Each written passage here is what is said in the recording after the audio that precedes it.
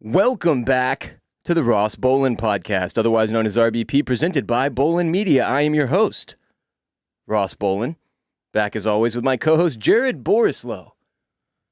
Jared, the people may have noticed the stonk or stock market and Bitcoin or cryptocurrency jokes are fewer and further between these last couple weeks.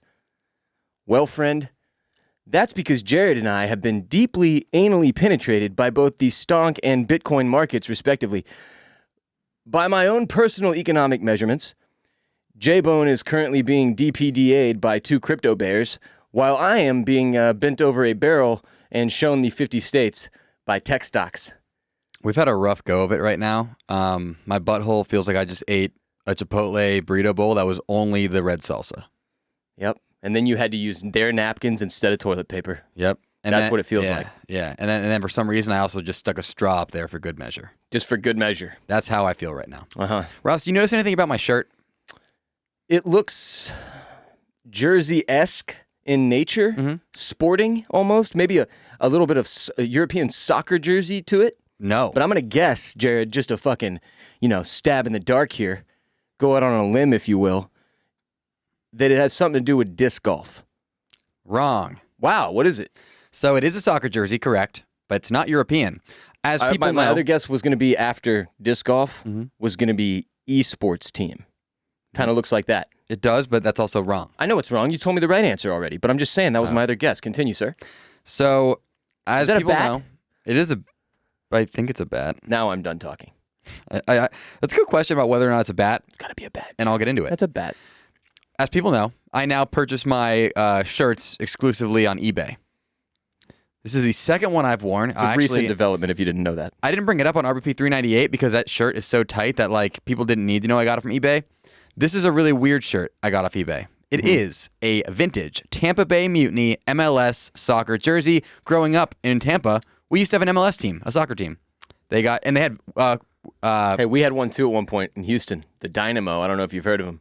Yeah, are they gone? Yeah, they're gone now. Oh, that sucks. That quickly, from champions to Our team's gone too. We had this is Houston. Carlos God left this place a long time ago. We had Carlos Valderrama on our team. Hey! The Colombian guy with a really big afro. I do remember Carlos Valderrama. Look up. I've never in my life seen an afro with more bulk and bounce. Look him up right now. Bulk and bounce? Both. It's a curly afro. He looks like Sideshow Bob, except for the afro is bigger than you're remembering it being.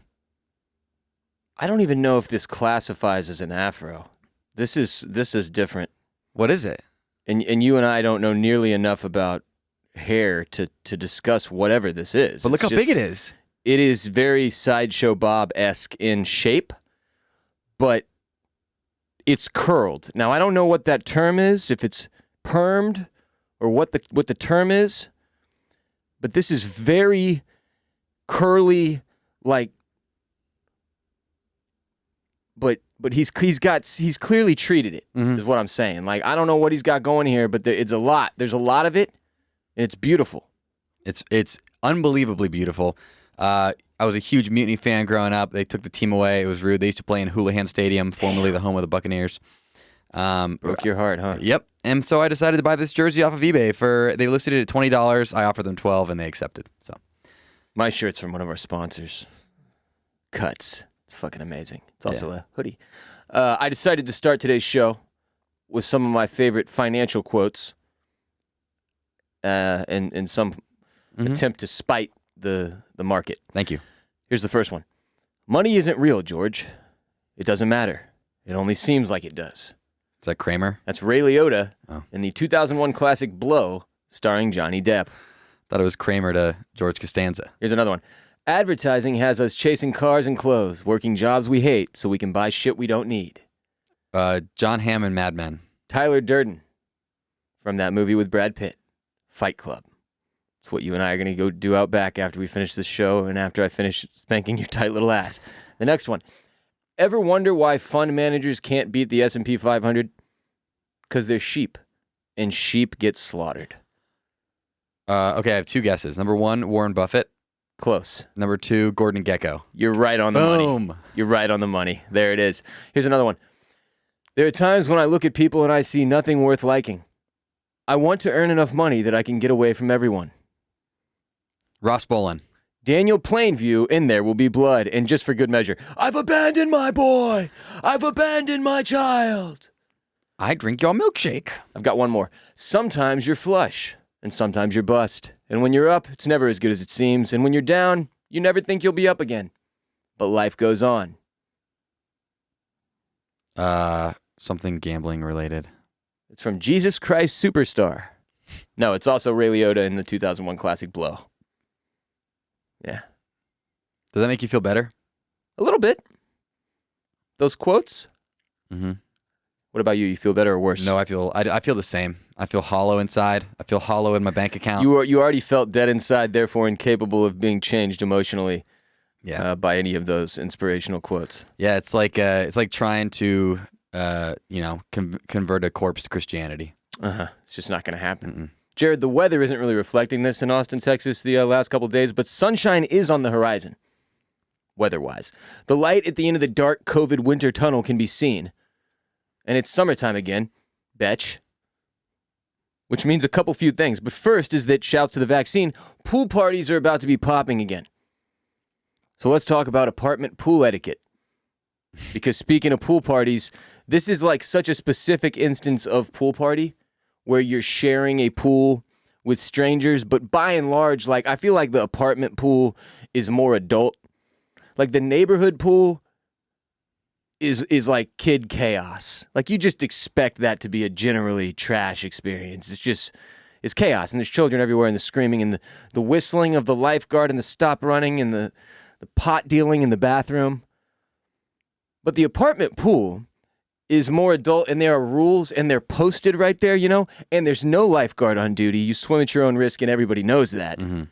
And there's very little risk because these pools are rarely over 5 fucking feet deep.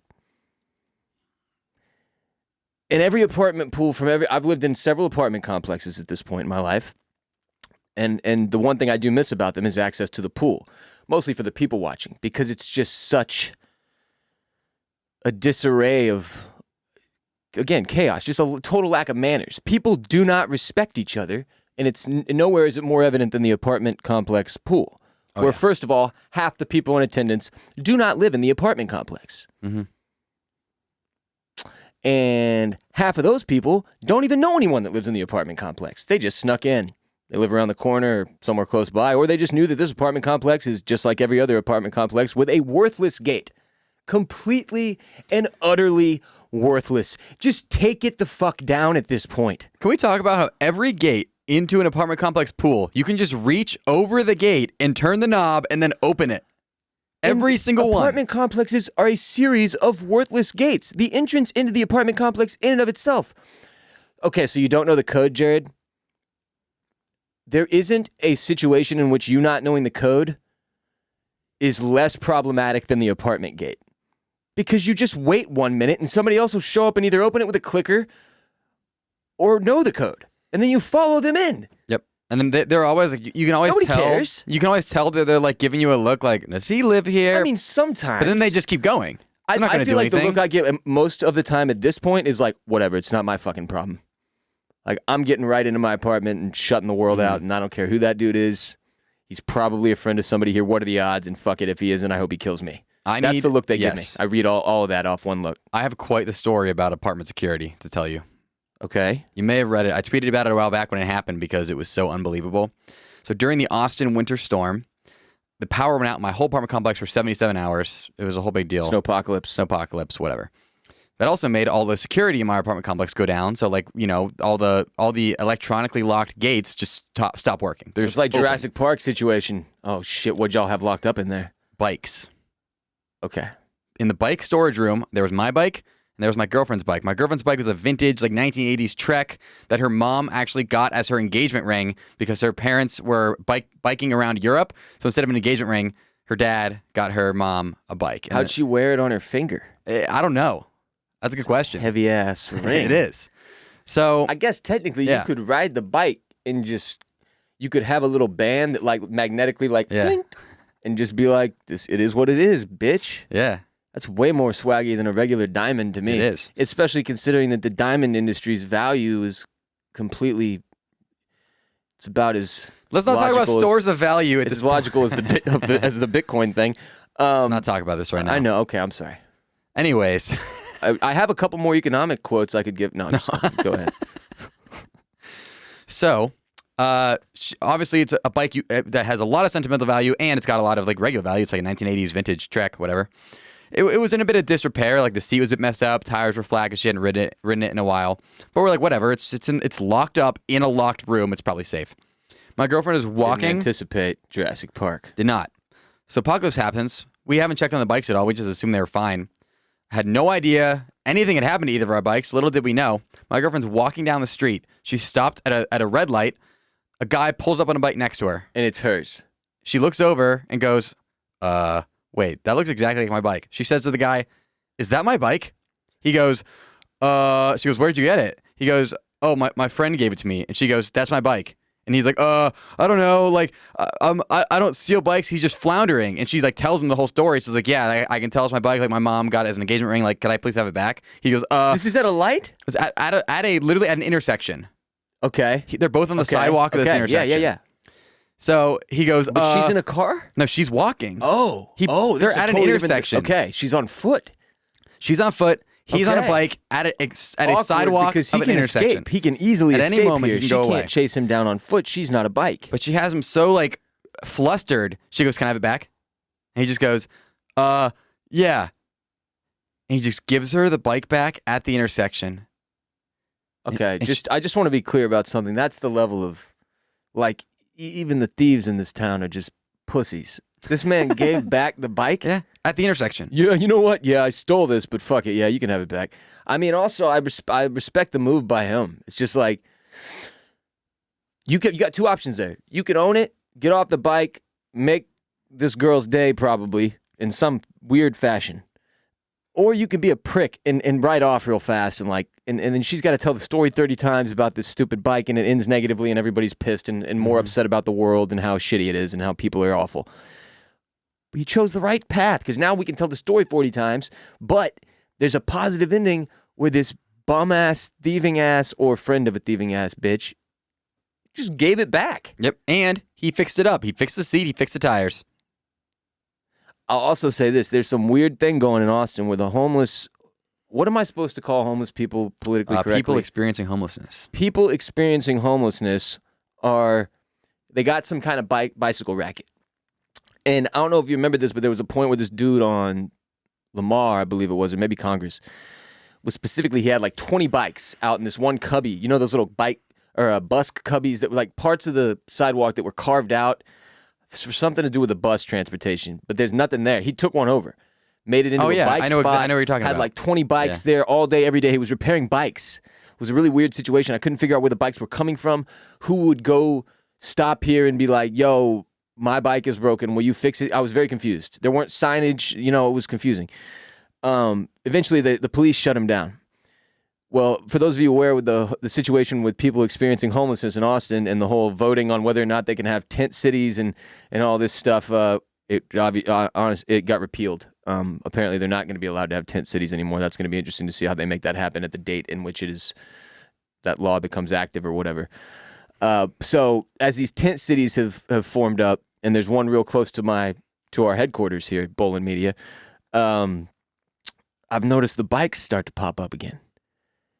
And now it's like, I'll see the dudes working on a bike, and I'm like, what the fuck is this bike racket they've got going? And maybe they're stealing bikes. My bike got stolen when I first moved here, so. And like fixing them up, because like, here's what I'm saying. Citizens don't interact with these people much, bro. This is not like a friendly situation anymore between the citizens of Austin and people experiencing homelessness for the most part. And I know that because I really don't have any type of issue with that, for real. Like, that's pretty close by to me at this point. You know, I've told a story on the show about one person experiencing homelessness dancing in front of my house, pantsless. Like, I don't fucking care. I just don't care. The property value thing, the property value is so stupid high anyway. Who cares? Most of the people, where are they supposed to go, bro? If you look at the heat map, the majority of people who voted against allowing the public camping live in Westlake.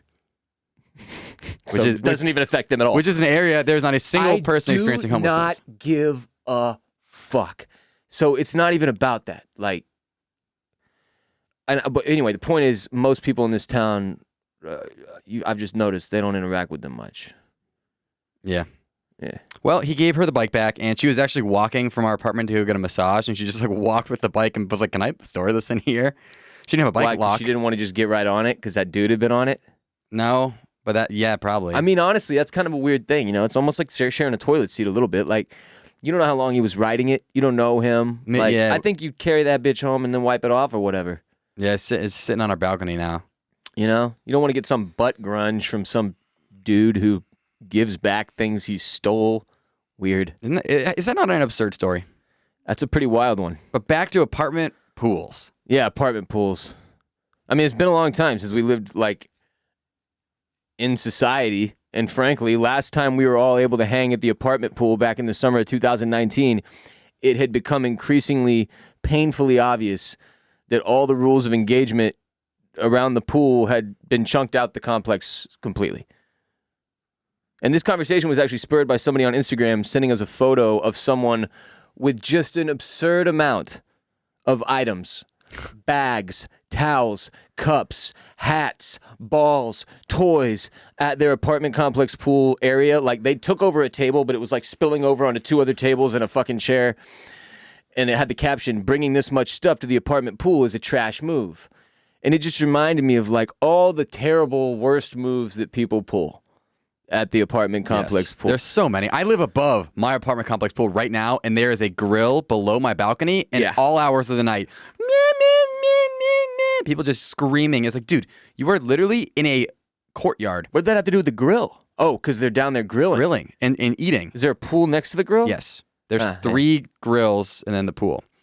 And it is, do you not understand? If you're in an apartment complex pool that's in a courtyard, anything you say is amplified 500 times. And it's loud, and there's people who live right there, and you are screaming into their home. To your point, there are some complexes that are designed, one can only say illogically, and it's way worse than others. Like, the one that I keep thinking of, the complex that I lived in the longest in Austin, like, you could be at the pool and talk, bro, nobody could really hear shit. Like, it was in a very good spot. I've been in other apartment complexes where this exact thing, literally the whole complex was built around the pool. So it was anything you said, anything anybody said at the pool, every balcony. And it was nuts, but it was true. And like, nobody seemed to care. Nobody. They just like, now everybody gets to know everything that everybody says down here. Yep. And mostly yells at an illogical volume. Because people bring way too many people. And then all of those people bring way too many people, and pets, and people, and kids, and fucking bags. And why do we all need 46 items when we go to the pool? And we spread them out all over these chairs and shit. Rubbing each other down with lotion. Yep. I've lived now in, I believe, 3 apartment complexes where my actual unit looked at the pool. And the best one ever, I lived in downtown Austin. You're the sucker who always wants the unit that looks at the pool, huh? No. It's because you're out there. I'm not perving it up. No, I'm saying that's always a selling point for them, though. They're like, and this overlooks the pool. And in your head, you're like, fuck yeah, overlooking the pool. And that shit's always more expensive. I thought you were saying I was perving it up. I'm saying that, too. Binoculars on a tripod staring out the window. It's like only 50 feet away. This is exact scene from Tommy Boy. Shouts to David Spade. When I lived downtown, and the late, great Chris Farley. I lived in an apartment complex that was only half like full.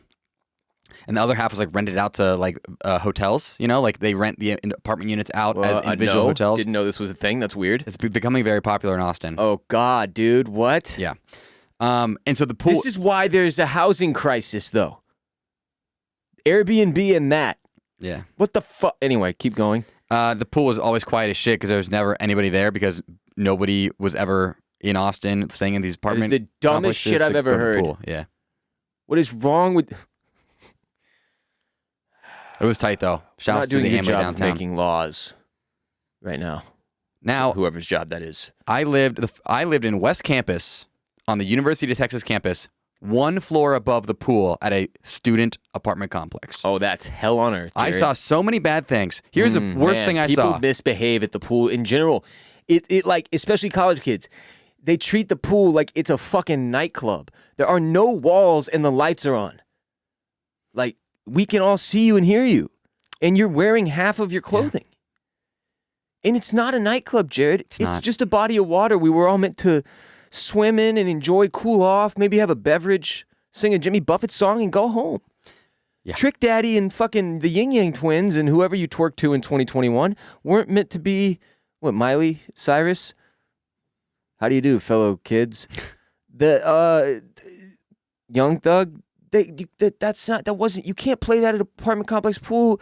People play, all right, have you ever been in one of these pools, apartment complex pools, where they have public music? Yes. First of all, fuck those places. If I go to an apartment complex and I'm looking around for apartment complexes and they're playing music through the loudspeaker at the pool, it's like, I don't think so. Somebody in here thinks they're a DJ. Yeah. All right, somebody that works here, and I get that, but this is not, I'm not paying money to be your audience for you every Saturday, bro. I don't like the publicly broadcast music, but that being said, there's always somebody, here's the rule. First person to get to the apartment complex pool with a speaker gets to pick the tunes. That's it. After that, it's over. You can't show up, and if there's already a speaker playing, just take yours out and start playing music like that already isn't happening over there. Now we have conflicting music, which I'll say on my list of pet peeves is near the top. I can't have too many things happening at the same time or I go fucking crazy. Girlfriend goes to sleep sometimes listening to sleep music while watching television. And those noises being on at the same time are confusing to me. I don't get, it's the same concept, playing music over music at the pool. That's a very terrible thing that happens at every single apartment complex pool. And there's always the war. It's a silent war, right? It is a silent war. It's a silent war in that the only noise is the music. The music. It's a silent war of noise. Somehow that actually makes sense.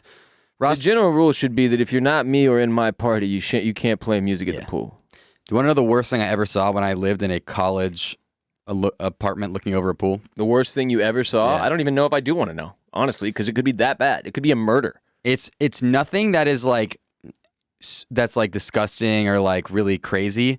It's such an unbelievable lack of care and concern for the other people using the pool. Okay, what happened? There were two. Was it duty? It was not duty. Okay.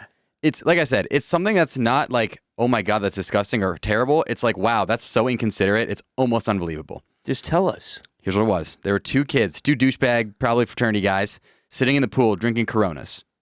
First order of business. Probably fraternity guys. I mean, it was almost certain. So they were drinking, first off, glass bottle Coronas. Everybody knows rule number 1, pool, no fucking glass, dude. The first time you have this explained to you, because when you're a little kid, you're ignorant, and you're like, why not? That's stupid. Let me take my glass astronaut mask inside the pool.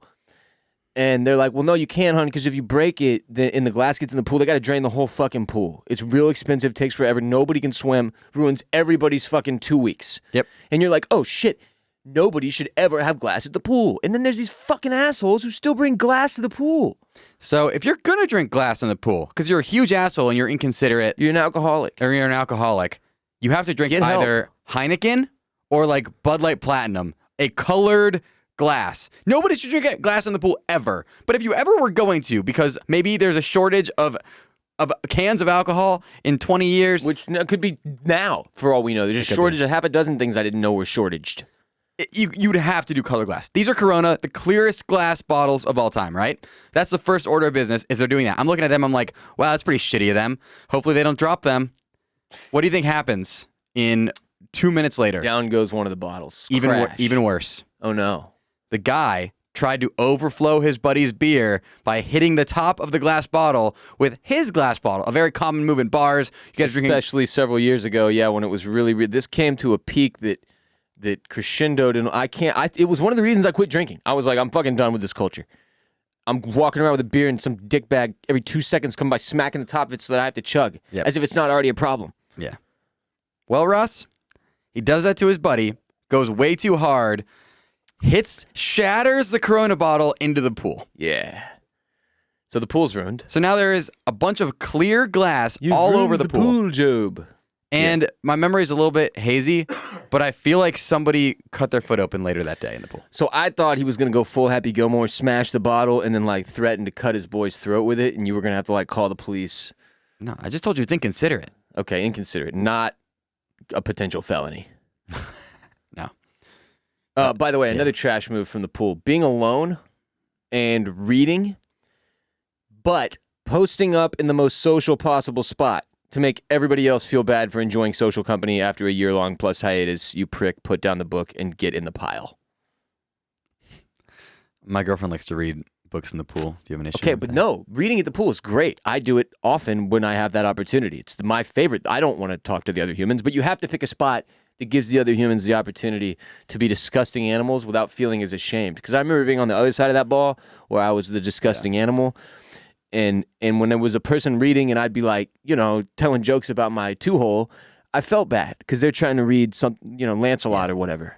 Every apartment complex also has one random, it doesn't matter where it is. It could be on a college campus. It could be somewhere where it's only 20-year-olds live here. There's always, every apartment complex has one 65-year-old man or woman Floaters. who They're swims, floaters. laps, or just floats in the pool. Jared, we had this exact guy, bro. I lived at this place for 3.5, 4 years, and this dude lived there, right? Every Saturday during the summer when the pool was hot, when it'd be 15 people in it or whatever, this dude would show up. And he'd be alone, and he'd wade. It was a pretty small pool, dude. In the scope of apartment complex pools, it was relatively small. He would wade from group to group, and just introduce himself and fucking try to buck up into the conversation and socialize about it. In fact, I remember specifically discussing it on this show a few years back. It was awful. This guy was the worst. You dreaded that. In fact, he was so bad that it didn't even matter if he approached your group, because your group's awareness of him and the threat of him approaching your group already was ruining the psyche of everyone in the conversation. You're all partially aware of him and praying on some level instead of paying attention to whoever's talking in your group, that guy doesn't come over and destroy it. So he's already destroying it. He's an energy vampire. Oh. That's what he is. He's one of those. He's a Colin Robinson. Fuck that guy, dude. Absolutely fuck that guy. Also, don't bring your kids. I love kids, but don't bring your kids to the apartment complex pool. Not during peak party hours so that the adults can't black out and flash each other. It's inconsiderate. And you don't want your kid to be swimming in beer piss. You also don't want them to be exposed to any of what's happening there. It's kind of like when you're at a fucking, Kendrick Lamar concert in your front row and somebody's got their 4-year-old on their shoulders and you're like, what the hell is happening here? That's not a spot for a child. It's endangered. This is a mosh pit, sir. That's the same. Why would you bring your kid to a situation where they're exposed to the worst levels of buffoonery? Bodies of water make humans act horribly. For some reason, I don't know if it's out of fear or what, we can't be near them without indulging in alcohol. And then we have to take our clothes off and assault each other verbally and sexually and physically, and it's disgusting. I'd like to hear your take on people who go in the morning, lock down a chair at the pool, put their towel on it, and then go back to bed for 2 hours and then come back down. I mean, I respect the move, but the thing is, push comes to shove, I think that should only be allowed, all right, fine, you've reserved a chair, but if all the other chairs fill up and you're still not down there, it's over. I'm throwing your towel into the woods. It's over. I mean, no, you can't do that. You can't do that. I get it. I respect it. And if your apartment complex is full of nothing but pricks, do it. Screw them. But you shouldn't do that because this is how you get stabbed. That's exactly how you get stabbed. And then you're on a documentary where, Karen stabbed you because you wanted to get a good spot at the pool, your apartment complex pool. I can't believe, I'm honest, the ship felt slow. COVID hit. I was 3 months past. I was this is going to be forever, bro. And it was. But damn, the recovery has been faster than I thought. Really? The vax side of it, I don't know. Maybe it's just this year has been less shitty. It hasn't been. So that's not it. I'm not sure what it is. But it just feels like it's happening quickly. Summer's coming. People are going to be at the pool, dude. The pool. That's a concept that had deleted itself from my mind. I just didn't consider pools anymore. Movie theaters. I was just that's over. It's fucking over for me. Fun fact, during the Austin freeze-pocalypse, my pool froze over and there were dudes playing hockey on it during the storm. I have a video of it. Seems like an insurance issue that they didn't think to cover the pool with Yeah. a tarp, as most apartments do when there is a freeze on the horizon. Yeah, I walked on it. It's kind of cool. Got a picture. All apartment complexes are run by people who don't give a shit, though. And here's why. They change the name and the management every 3 years. Doesn't matter. So there's no upward movement. Nobody actually cares. It's just they're living there for free. They get paid a shitty wage by an asshole company that switches with. They sell these things to each other just throughout every 3 years. Every 3 years, rotate. It's genius, but it makes it so the way everybody works at these things, they don't give a fuck about you at all. That could not be more true with my first apartment I lived in Austin, where we changed property managers 3 times. I had an issue that wouldn't get resolved. Maintenance issue, couldn't get resolved. I'm like, hey, why did this never get fixed? I was just talking to Dan, and they're like, oh, yeah, Dan got fired last week, and nobody ever took over any of his responsibilities. Dan worked for Realtor Estate XYZ. We were bought last week by Realtor...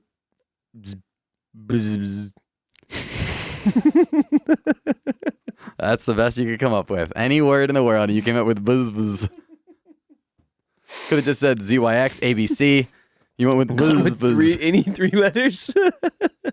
But seriously, they're always run by people who could not give less of a shit. Have you ever known the purest sign of this is the package room at every apartment complex ever, where the general system of management is, oh, you had a package delivered, and then they'll point you towards the closet where there's 400 packages, or if you're at a nicer complex, they'll go in there and they'll say like apartment number, and you'll tell them like 3302, and then they'll look for about 30 seconds and tell you they can't find it and walk off. Ross, when's the last time you lived in an apartment complex? 2000 and probably 17 or 18. Well, let me tell you this. 17. You've missed out on the newest technology that every apartment complex has now. What's that? It's called Luxor One. It is a massive series of electronic little cabinets, lockers, and they put your box in a locker now, and they give you a little code. And you can type in the code, and it opens the locker. Guess what? That worked really, really well until COVID, when everybody was ordering stuff at home, and now all the lockers are full. And then the entire rest of the locker room is boxes literally everywhere, especially after Prime Day, because nobody wants to go down and pick up their COVID packages. Yeah. So nobody's picking up the packages, and also there's just not enough packages for every single person there, only ordering everything online now. Yeah, e-commerce explosion. Man, that's wild. The problems that you didn't think about that were going to come out of this stuff, huh? Anyway, I just can't get over how the gates... There's one apartment complex I frequent here. Yeah. All right. And... the exit gate is one of these ones that has a line, and it says, stop at the white line, and the gate will open. And you do that. You stop. This isn't a hard instruction to follow. I mean, I know how to operate a vehicle. I've been to a drive-in car wash and shit. It's a fucking Tesla. It drives itself. It can see the goddamn line. The gate doesn't open, dude. It doesn't open. Ever. Ever. There's nothing I can do. And every time I see somebody else getting it to open, I'm befuddled. I don't understand. Why won't it acknowledge me in my car? Am I a vampire ghost, the version of that equates to your car not weighing anything? Are you pulling up too far? No, man. I've tried I'm backing and forth in it. I'm fucking hitting the horn so that it'll play the Ross Bolen podcast theme song and shit. I've got 6 different options on the Tesla now for horns. I played some of them for Jared. One of them is the sheesh, where it just does the sheesh over and over. Sheesh, sheesh. Jared, hit the button. Sheesh, sheesh. So that I hit my horn right now on my car, and it does that really, really loud. Yeah. Another one is the RBP intro that you hear at the beginning of every podcast. What else did I stick in there? Did you add this one? Back to you, Jared. I don't think so. I think I put, you come in my face, I'm going to fight you. You come in my face, I'm going to fight you. That's the ticket. And so if I hit my horn right now, it plays that to where, like, if you're in a car within 4 cars of me, you can hear that shit. I'll drive by bars. Like, what's that bar on South Lamar that's pretty popular? Lavaca Street bar? No, way closer to me. Way south. Doesn't matter. It's pretty popular, and it's on South Lamar. And it's got an outdoor seating area where there's like probably every Friday afternoon, 30 people sitting out there. And when I drive by it, I'll hit the horn so that it does the Ross Bolen, Ross Bolen, just in case there's one person in there who knows me and can go, was that Ross and why? You actually added this one too.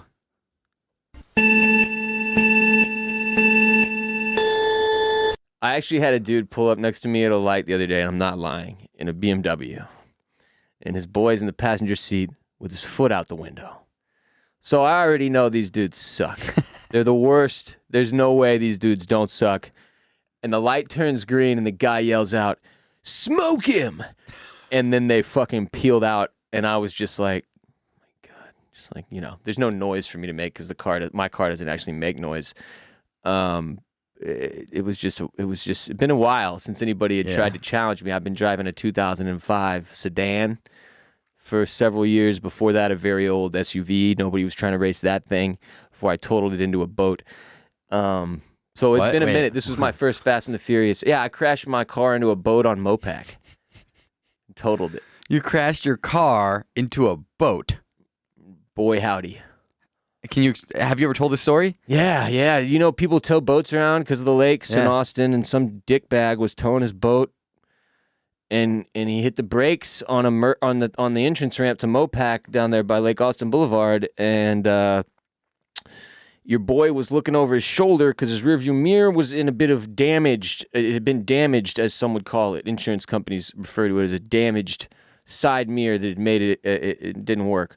So I was looking back over my shoulder, and I didn't see that this idiot had slammed on the brakes for no reason. And by the time I looked back and hit the brakes, it was too late. And I was heading straight for the engine of the boat that was on towing behind this truck. And I went, fuck. So I tried to swerve a little because, like anything but the engine, right? Well, the other options, unfortunately, on either side of the engine are these giant steel drums that go all the way down the side of the boat. It's one of those, whatever you call that, a pontoon boat or whatever the fuck. Oh, yeah. And it's not a pontoon boat, I don't think. I'm not a boat guy. I mean, if it's matter. it's probably a pontoon boat. Maybe that's right. Well, so I hit that. I hit the steel drum, and I left, a dent that you could only see if you rubbed your hand over it. You could maybe feel it. It was teensy tiny, and my car was crunched in like a fucking joke. It was over. It was done. Was that your frat hoe? It was. It needed to be shot and killed, and the universe took care of that for me in the form of a boat. I just never expected to be in a wreck with a car with a boat, dude. Like, I had to call my insurance company and tell them what happened, and they the same reaction. They're like everybody knows people tow boats, but nobody thought anybody was stupid enough to run into one of them. Like, and it's an obvious thing you would want to avoid. Didn't LBJ have a car that was also a boat? Noted Austin president? Noted Texas State University alumnus. Yes. Your most famous, you? It's him and then me. And LBJ. It's him and then me. And that's it. Texas State. So Now, we have like some NFL guys and shit that would probably be pretty pissed off about me making this claim. Nope, I'm still going to make it. LBJ and then me. Okay, did you go there when it was called Southwestern Texas State University or not? I'm not, dude, what? No, man, I'm not that old. My lawyer asked me this other day. I was like, bro, how fucking old do you think I am? Like, no. How old are you? I'm 33, all right? It had been Texas State for several years by the time I got there. They'd done the rebrand. Yeah. So for anybody who doesn't know, it used to be called Southwest Texas State University, and it had the reputation for being one of the worst party schools in the country. So they did a hard rebrand to Texas State University, a new logo with the Bobcat. They went all out, man. They really, really tried super hard. It just didn't work out. It just didn't pan out because here's the fact of the matter. The position Texas State was in, it's like that's where you go if you didn't get into UT, if you didn't get into A&M, if you didn't get into one of these other good, better academic, any of them. Tech's the only one that I would say is academically absolutely not better. And it's in Lubbock, and it's just like you got to feel for the Red Raiders, man. So much rather be in San Marcos than Lubbock. If you told me you can go to Tech, or you have to murder 3 people and get away with it, but you can go to San Marcos, you can go to Texas State, I'd have to go find a way to commit 3 murders. Yeah. People don't understand Texas State. If you just went to San Marcos for like a weekend, you would have the weekend of your life, right? Like academics aside. Or you would ruin your life. Or you'd ruin your life. Academics aside, things. San Marcos is one of the most fun cities I've ever been to. It's got all these rivers and shit. It's beautiful. It's a great place in the Texas Hill Country off the beaten path a little bit when I was there. Now it's been a fully developed shitstorm. It doesn't even look the same. It's crazy. That's how old I am. But it was already Texas State. They tried the rebrand. And they continued to combat it through my entire tenure there, as is well documented. And they've done a fairly good job. Just like a lot of the schools around the country, they've like pretty much killed Greek life. And like the house that our fraternity used to have, they like gave to like a cultural club, which was the right move. It was in the middle of the campus. It didn't need to be occupied by a fraternity. Especially your fraternity. Especially not our fraternity. Butter hot dogs, right? We were just just disgusting animals. I mean, that's the only way to put it. Anyway, Jared, what if I told you we have a sponsor that makes shorts with built-in underwear? Shorts so comfortable and good-looking that bouncers at bottom-tier strip clubs have been known to keep Birddogs wearers from entering because they don't want the shorts of clientele distracting from the dancers. Birddogs. They stole Lululemon's designer and are just doing it better. The perfect pants to wear to the pool this summer, Jared. Oh, yeah. Jared swims in pants. I'm doing it too now, and we're making this a trend this summer. Go to birddogs.com, enter the promo code RBP, and they'll throw in a free Birddogs whistle ball with your order. You remember those Nerf Vortex Howler footballs that whistle when you throw them? This is just that with a Birddogs logo on it. It's fucking genius. Everything you purchase should come with a fucking whistling football, in my opinion, J-Bone. Look at this thing. It's beautiful. It whistles. You throw it. It's a football. You take it to the apartment complex pool. Jared's doing the psycho... I'm trying to make it whistle. Committing a murder with it. You could commit a murder with it if you wanted to. It's warming up. Summer is here. It's killing season. It's Birddog season again, baby. Go to birddogs.com, code RBP, and boom, a free Birddogs whistle ball with your pair of Birddogs. That whistle ball brings back so many memories of playing 500 in the front yard. Was that game's name? Where you throw it up and you yell out a point total or whatever? Yeah, 500, because 500 is the final. Then there was jackpot. Jackpot. What did jackpot lead to? 500. It's just whatever. You automatically become a thrower. Yeah. And the great thing about 500 was the second somebody got to 500, you just fucking started over and just kept going. Yep. Then they were the thrower. Right. Oh, yeah. Yeah, it was a never-ending game of catch and toss. We played 500 at a winery like 3 years ago, and it was great. Low-key, 500 was one of the more dead giveaways. Who was more athletic in your class? Like who could jump, who could time the catch, who could stiff arm the other people out of the way. Shank someone without anybody else noticing. Get away with it. Yeah. Next segment. Whistle football, baby. Whistle football. Code RBP. Code RBP. Code RBP. Who are you? And what have you done with Blippi? So first, I want to say, preface to this conversation. We did a segment on Blippi. Children's beloved character, Blippi. Episode 335, okay? Basically, I essentially took him for a poor man's Blue's Clues with no animation, but it's goofy. He's a dude in, like, suspenders and a weird hat, and he acts super, super weird. It's creepy if you're an adult. Like, but what you have to understand is this dude is huge. He's incredibly popular. I was exposed to him through Girlfriend's Daughter. He is massive. Tens of millions of YouTube subscribers, worldwide tour, books, merchandise, and a line of clothing in Target for kids. One slight problem. It turns out back in 2013, our beloved Blippi, hero and idol of children across the globe, made a gross-out comedy video because he was a gross-out comic, in which he, naked, took a violent diarrhea shit on his friend, also fully nude, in one of the most offensive Harlem Shake videos ever created. And that's really saying something. And it was...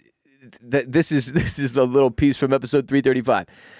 It's an unbelievable story because it is essentially if you found out Mr. Rogers made a viral video where he took a shit naked on one of his buddies that he was trying to go viral with. And then at some point he was like, gross out comedy isn't my thing. I'm going to make, or actually the way he stumbled into it is he was making a video to entertain like his niece or nephew or something. Yeah. And then they were like, you should really make more of these or put them on YouTube. And he did. And that's literally how Blippi stumbled into being Blippi and is now like richer than most people's wildest dreams because he dances around and does silly children's things in a goofy costume. This man shit on his friend naked. And the thing is, you can watch this motherfucker. Like, you can go find it. It's still out there. There's screenshots and stuff. And it's worse than you're imagining in your head. Really? Like, whatever you're picturing, like in terms of the execution of this move, it's worse. It's worse. And it's the most disturbing. Like, BuzzFeed did like a fucking drawing recreating it because they didn't want to put the picture up. I mean, it's the worst. It's just unbelievable. So there's news in the Blippi world that I'm going to let Jared share with you, who's our newest Blippi correspondent. So, here's the deal. I knew nothing about Blippi until I read this article. Yep. Which makes me the official Blippi correspondent. Yes. Well, I just brought you up to speed. I just briefed you on all things Blippi that you needed to know, frankly. You're here now. Now you're the Blippi correspondent. Okay. So, there's a new Blippi in town doing live shows. Right. They took Blippi, the character, and said, okay, now there's more than one Blippi. There's the Blippi on YouTube, and then there's live show So here's Blippi. what actually, the way this occurred, though, is the best part. I told y'all, like, this guy got huge. He's in Target, right? He's everywhere. He's peaked at the children's entertainment level. Like, you can't get any higher than he was. You cannot. Well, it turns out you can. And the next level is the one he took steps into with his most recent wing of his tour, where children and parents were showing up, and the man performing as Blippi wasn't Blippi at all. It was a completely different dude. And essentially, his claim was like, well, no, that's anybody that goes and is dressed as Blippi performing under my pupillage is Blippi. Like, that guy's just as Blippi as I'm Blippi. He's trying to Santa Claus. Yes. He wants to be able to put a Blippi in every mall in America, and it's genius when you think about it. But you also have to tell people before they show up that another dude is going to be there, you know? Apparently, the promoter said that they did tell people, but clearly they did not do a good enough job because everybody went there and was like, what the fuck is this guy? I mean, frankly, it's something where if you read that, you'd almost be like, haha. Oh, yeah, it's not going to be Blippi. Like, who would even buy a show to a ticket to see a Blippi show and then it's not Blippi? It's like a Blippi impersonator, essentially. But it was billed as being Blippi. If people showed up, downloaded today's episode, and it was some dude named Ron Jenkins talking about his cat. Like saying he was Ross Bolen. But saying he was me. Well, I guess it'd be like if some dude named Ron Jenkins showed up, said he was Ross Bolen, and then just tried to act like he was me and do the show. Yep. Start making stupid jokes from, late 90s, early 2000s comedies. They're calling the live show Blippi Flippy. Fun fact. Are you being serious? Yeah. And so my favorite thing they did. Wait, why? Because he's not Blippi. He's just Flippy. Flipped Blippi. They flipped him for this other guy. Yeah. So what's funny to me is that they were saying that this change now is by popular demand. Like trying to act like so many people liked Flippy, I guess. That's why they wanted him when really they're just trying to like not have the regular Blippi working as much. Okay, so I'm sorry. Are they actually calling him Flippy? That's like a grassroots thing. Okay, Flippy, as some commenters have suggested he be called. Mm-hmm. Okay. I'm one of those commenters. This is a quote on Yahoo Life.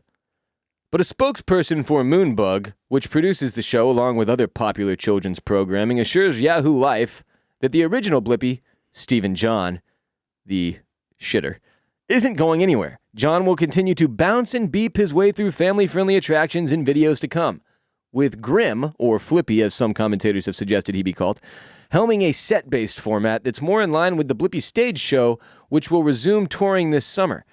According to Blippi.com, Blippi the Musical kicks off in Delaware on July 23rd with a note that no doubt hopes to avoid the confusion and backlash from 2019. I mean, here's the statement. Stephen John is the creator of Blippi and acts as the writer and creative force behind the Blippi character.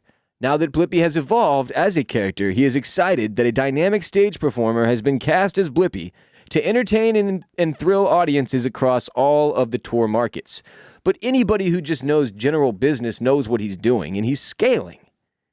He's scaling his business. And the only way to scale is to have more Blippis. The more Blippis you get, and people don't know this, live shows, that's real big money once you're stupid popular mainstream, bro. That's where the money is made. For musicians, for example, that touring is where they make their millions. Millions and millions and millions of dollars in ticket sales pre-COVID. Now, they're anticipating that comeback, and guess who's fucking ready? Blippi. He cloned himself. There are multiples. It's not Blippi, it's Blippi and Flippy and Grim. It's going to be fucking 7 of these guys running around the nation. At some point, a chick is going to show up. And people are going to freak out, and he's going to have an explanation for that. It's going to be fucking genius, too. And this guy, Stephen John, the man who once took a shit on his friend for a cheap laugh, is what Mr. Rogers could have never even dreamed of being from a fucking branding standpoint already. It's over. Yeah. I decided during that rant to look up the BuzzFeed image that you told me about. Describe it, Jared. Okay. I'm still looking at pictures of Carlos Valderrama's hair. So you have Blippi is standing up on a toilet wearing a bicycle helmet and sunglasses. And when you say standing up, what do you mean? So the toilet bowl? Uh-huh. He's standing on top of it, 1 foot on each side of it. On each side of the toilet bowl, like Sure. standing on the toilet bowl. Yes. Not a way a toilet's meant to be used. No, it isn't. But he's not trying to shit into the toilet, is he, Jared? He's turned away from the toilet. His bum is facing away. His bum is facing toward the shower and a towel rack, where his buddy is laying asshole straight up in the air. His head's on the ground. No other way to put it. His hands in the air. His head's on the ground. His asshole is straight up in the air, pointed at Blippi. Yeah. And Blippi is having diarrhea into this man's asshole from across, from 3 feet away. I cannot believe that this man has not been canceled as a children's entertainer. It's the funniest fucking thing. Dude, how, Jared, there's just some people who, they slip through the cracks, man. It's like they're infallible. They cannot be brought down by Is Blippi cancel uncancelable? culture. I honked this horn before cancel culture was even at its peak, just out of concern for the fact that this is the funniest shit I've ever heard. No pun intended. And he's still going. Not only is he still going, he's cloning. Okay, here's a Vice article. How kids YouTube star Blippi used copyright law to hide his Harlem Shake poop video. So you cannot find it now. He's got shooters. Wow. This happens with a lot of... See, once you get rich and famous, you can get anything taken off the internet. Yeah. People don't know that. I cannot believe... I'm going to have to watch the video. Full disclosure. I'm going to find it. Have a hard time finding it now, it sounds like. I'm going to find it. I know where to look. Surely Vice has it. You know where to look. You know the black web, dark web? Dark web. Both. Wow. That I cannot believe... Look, at least look up the BuzzFeed dramatization. There's no nudity in it. It's unbelievable. It's unbelievable. Why did his friend let him shit in his ass? I don't know, but this is the dream. Like, sending out an imposter version of yourself to do your job for you is what everybody wishes they could do, right? Like, I don't want to go out. I wish there was another version of me I could send in a word today. I do not want to go. I just don't want to go. Some days everybody has that feeling. Blippi has accomplished that. You should send me in. Welcome back to the Ross Bolen podcast. I'm your host, Ross Bolen. This is also what I suspected Kanye West was doing on the Yeezus tour. Oh. I show up to this show. Kendrick Lamar opens. It's dope. We're all fucking fired up. Kanye's coming out. And he comes out, but he's wearing a mask, like a diamond mask, like designer, like YSL mask, covering his whole face, right? It's like almost like if you put a bag over his head. Yeah. And you know, it's cool at first. You're like, damn, that's crazy. The light's shining off of it. Look at the way it looks in the camera, close up. And then like 20 minutes passes and you're like, okay, but yeah, that could be anybody. That could be fucking anybody. Then he comes out with another mask on and you're like, oh, come on. What? Did he ever take it off? Yeah, eventually he takes it off. But for the first hour and a half of the show, I was like, it got to a point where I was like, I'm 99% sure that's not Kanye. Because you know him. And this was pre-Kardashian, full-blown Kardashian takeover. Like, he was still prone to acts of extreme trolling and, like, genius and, like, Taylor Swift shit. Like, not that was an act of genius, though. It was the act of a petulant child rebelling against a meaningless award show. Completely fucking meaningless. If you consider the fact that even the Grammys are just a political shitstorm, who the shit... Wasn't that an MTV award? Wasn't that a fucking Moon Man he was upset about? I don't know. The second thing he freaked out was the Beyonce video thing. This guy... Anyway, I was pretty sure at one point during the Yeezus show, which is still the best live performance of any kind I've seen in my life to this day. Broadway, musicals included, everything included, Yeezus, best piece of art I've ever seen. I was suspicious that it may not be him at all, and that it might be this whole thing where he, like, at the end of it, he's like, ha-ha! You stupid people would pay to see anybody up here on stage doing my music, and then we'd all feel ashamed. Yeah. But that never happened. It was just him the whole time. Unlike Blippi, who has found a way to be touring in 15... Imagine if Kanye could perform in every major city in the United States at the same time every night. It's impressive. Blippi has that opportunity. Well, because kids are too stupid to care. They don't give a fuck. You put the stupid hat and the glasses on him and the suspenders and the bright-ass colors, they can barely see his face anyway. What's the difference? It is Santa Claus. Who do you like better, Blippi or John Dillamond? Who's John Dillamond? Wasn't that the French cartoon with the penis? What French cartoon with the penis? Next segment. This is ringing a bell. You talked about it at one point. Yeah. Blippi. I'm inspired by his story. Inspired. The NBA playoffs are finally upon us, which, as I admitted on Monday, even when the Rockets are not involved, which they certainly are not this year as they finished with the NBA's worst record. The NBA playoffs are still far and away my favorite sporting event of the year for me personally. I love NBA basketball. I'm an admitted NBA fanboy. I've spent a lot of time over the course of this last 399 episodes now, Jared. 399 episodes. This is 399. So the next one's in the strip club during the day. The next one's in the strip club during the day in a slingshot parked on stage. And admitted fanboy. I've talked a lot about the NBA over the course of these 399 episodes, and there are a lot of great storylines this year going into the NBA playoffs with the new look Nets coming in healthy if Harden holds up, and Nets versus Celtics round 1 is going to be exciting. The Lakers actually have a play-in game against the Warriors tonight just to even make the playoffs, which is obviously strange because the Lakers won the entire championship last year. It's the first time we've ever had these play-in games in the NBA, to my knowledge, which is obviously makes them even more exciting to gamble on. The Knicks are a fucking 4 seed, which just melted my brain. What? Super weird year. Weird years make for the best NBA playoff madness, and madness makes for the most opportunity when you're betting on sports with MyBookie.ag, where you should use the promo code RBP when you sign up to support the show and get a deposit bonus. Stipulations apply. MyBookie.ag is a great website. All the bets you could possibly want, props, live lines, futures. The casino is awesome.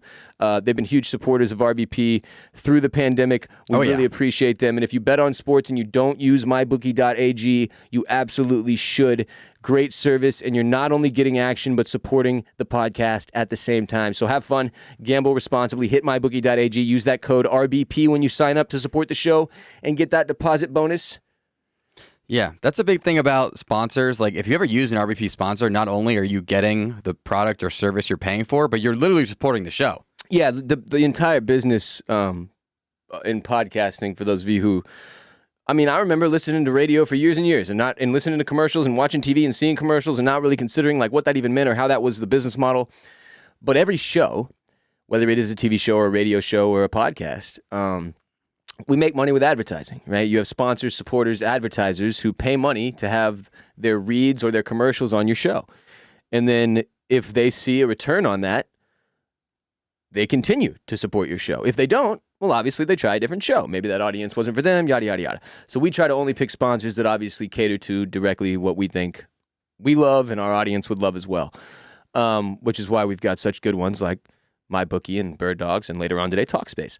So, yeah, when y'all use those codes, when you use the URLs, it really is like that that's the biggest way you can say thank you to Jared and I for doing our show and support the show and continue to ensure that we can do the show moving into the future other than going to patreon.com/Ross Bolen podcast. Jared, hit me with that sweet, sweet jingle. Which jingle are you referring to, Ross? Animal of the fucking week. Ross, this is my favorite jingle. My favorite jingle. Here it is. Hit it. And now, Ross Bolen's Animal of the Week.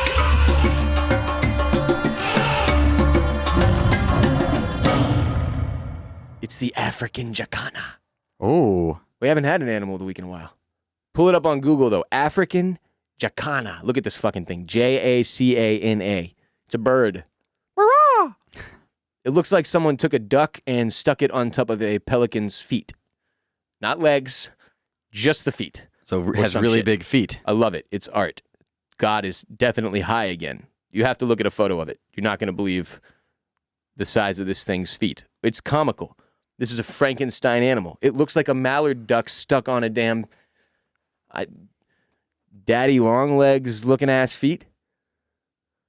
Ridiculous. The African jacana is a wader in the family of Jacanidae, identifiable by long toes and long claws that enable them to walk on floating vegetation in shallow lakes, their preferred habitat. They're also known as Jesus birds because of their ability to walk on water with their crazy-ass legs and toes. They're not really walking on water. They're also known as lily trotters because, Jared, you guessed it, they're trotting across lilies. These are some big-ass feet. They're like daddy long legs looking things. But they don't actually walk on water. Just want to be clear. Jesus lizard, shouts to the Jesus lizard, that's my Jesus. That thing walks on water. That's the way I like to think of my Jesus. Jesus lizard. Knowledge is power. Yeah. Say no to drugs. Also known, their diet consists mostly of insects, mollusks, and other small animals. I don't like when they include that wordage. Other small animals? It's like, because that could mean anything, man. Are you telling me this is out there munching on rabbits? Like cute little rabbits just trying to go about its day, and then a jacana pops out of nowhere and spears it through the eye with its beak, and next thing you know, it's using its fucking giant feet to rip its face right off. Just rip your face right off. There's nothing you can do with that. So, in order to prevent Ross's brain from doing that, Wikipedia, please change your wording. Yes, please. You're putting Ross through unnecessary mental distress. When foraging, they swim over open water from one vegetated area to another. But they can also swim underwater to avoid predators. They only fly short distances, like me in Rocket League. Yeah, Ross is not good at aerials. Ha-ha! Self-Rocket League burn. If you've watched us play on Twitch, you've seen me suck ass. You know when you do something, I was just trying to explain this to Jared because he's befuddled by my performance. You know when you play something you're really, really bad at? Like golf is probably the best example for golfers. It's a terrible example for non-golfers. But golf's a good one because when you play golf, if you suck at it, you're excited, you get out there, maybe today's the day I don't suck. But you're reminded over the course of the day that you do still suck. Even if there are moments like of brightness, overall, you suck. You know, it wears you down. By hole 13, you're probably more focused on drinking, smoking, snorting, fucking, sucking than you are playing golf at that point, right? Yeah, who are you playing with? Token. So the same sort of situation happens with me in Rocket League. I'm trash. I can't jump. I put it to akin to like if you were guarding Shaq playing basketball one-on-one. Well, anytime he gets near the rim, it's over for you. He's just going to jump and dunk. Like, what are you going to do? It's Shaq. That's me, except instead of it needing to be Shaq, it could be literally any living, breathing Rocket League player that's not me. Yeah. And they just dunk and dunk and dunk because I don't know how to jump. You know? White men can't jump in Rocket League, except it's just me. Again, just me. Anyway, good animal of the week. As we've been discussing as of late, May is Mental Health Awareness Month. It's a worthy thing to celebrate, to be sure, but it shouldn't be our focus in just May. It's important to be working on your mental health all year long. Nothing taught us that more than 2020. And that's why this episode of RBP is brought to you by Talkspace, the easiest and most effective way for you to get positive growth going in your life today. I tell you all the time, I've been in therapy for over 10 years now, a full decade. I credit it with the vast majority of personal growth and success I've experienced. I credit myself, too, in my willingness to put in the work and give my mind, body, and soul the support they deserve through therapy. But the positive effects of therapy will create lasting change in all areas of your life if you want it to. Your relationships, your career, your overall happiness. A therapist can help you identify the habits and patterns that might be holding you back and how to move forward in the right direction. Talkspace therapists give you the support you need to feel your best. They have thousands of licensed therapists trained in over 40 different specialties, including all the common stuff that we talk about all the time: anxiety, depression, relationships, and more. And they can help you set and achieve goals. And I think you'll be amazed at how much progress you'll make each week that you attend therapy. And Talkspace, for those of you who are thinking, I'd love to go to therapy, I just can't afford it. Talkspace is a fraction of the cost of in-person therapy. Instead of waiting for an appointment, you can just send unlimited messages to your therapist 24/7, and they'll engage with you 5 days a week. Thousands of licensed therapists with years of experience and over 40 specialties. I mean, anything you're dealing with, that's what they're there for. That's what a therapist does. I've been going for a long time, and as a listener of this podcast, you'll get $100 off your first month with Talkspace. If you're dealing with depression or anxiety or substance abuse or trauma or anger management or relationship issues or food and eating issues, or you just want to get some stuff off your chest with an unbiased third party that'll make you feel better, I highly recommend you try Talkspace. To match with a licensed therapist today, go to Talkspace.com or download the app. Make sure to use the code RBP and get $100 off your first month and show your support for the show. That's RBP. And Talkspace.com. You remember Andy King? Oh, yeah. He's the Fyre Fest executive who was willing to put a stranger's member in his mouth to save the festival. Gotta save the festival. Look, the general story was everybody at the festival was going to die because there was no water. Andy King had to go potentially blow somebody to get the water out of customs because Specifically, Evian. And specifically a customs officer for specifically Evian, which I believe may have signed him to a deal at some point, which was genius. Or it was just him putting up Evian jokes on Instagram, which was still genius. But he was going to go suck a stranger to save the festival. And we need more Andy Kings. People who are willing to do what needs to be done, not go suck on a stranger necessarily. depending on the situation.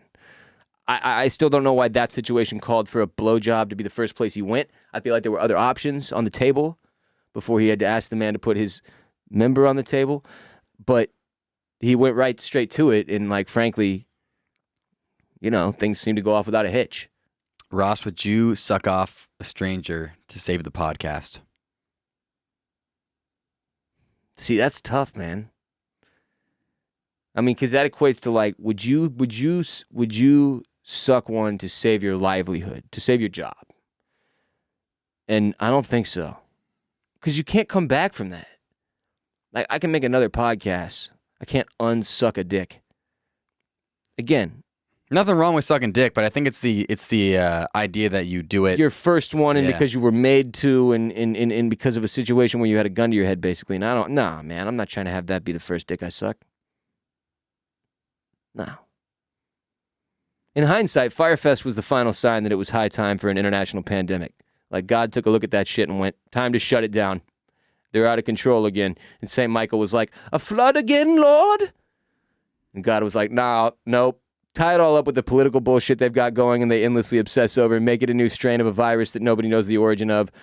Nobody knows the short-term or long-term side effects. Call it something wild like fucking Corona Light, coronavirus, whatever, man. Send it, ship it. Sheesh. That was God.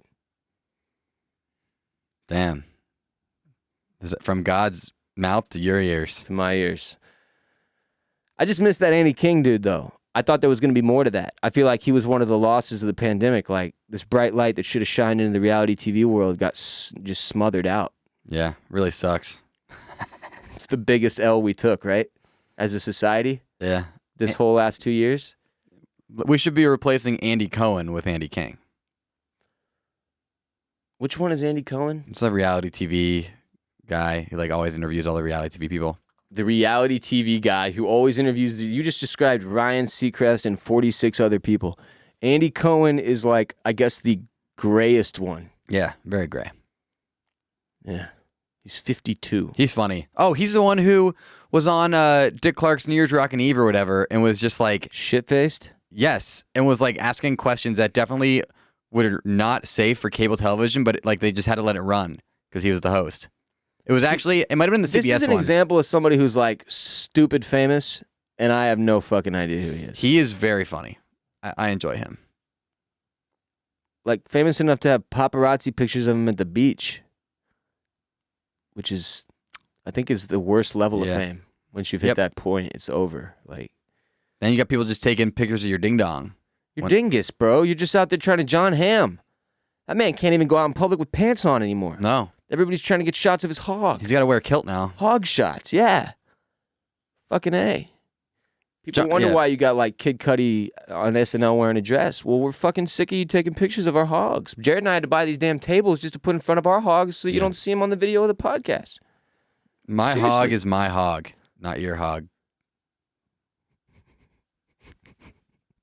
That's what I say. I'm going to choose not to make any type of jokes about hog hunting and just say that we will be back on Friday. Because we will be back on Friday. With 30 to 50 feral hogs. With 30 to 50 feral hogs that we're going to slaughter live on patreon.com/Ross Bolen Podcast. Each hog's going to be killed in a different way. So tune in.